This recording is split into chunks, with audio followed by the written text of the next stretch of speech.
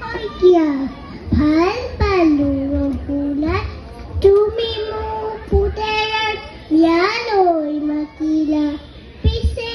ৰবা সন্ধিবলৈকে আমলখি গছজোপা কিয়নো কাটিলা আলহী উঠি যাব ৰবা নাইকিয়া হ'ব বোৱাৰীয়ে ঘৰহত জীৱহি পুৰাই পিছে কোৱাচোন ৰঘুনাথ আমলখি গছজোপা সহজতে পাবনে ফুৰাই দৌৰাটিক মাতাচোন এদিনকে আশীৰ্বাদ দিওঁ আৰু যাওঁ গছজোপা কটাৰ বাবে 270 আকৌ নাখাওঁ ধন্যবাদ।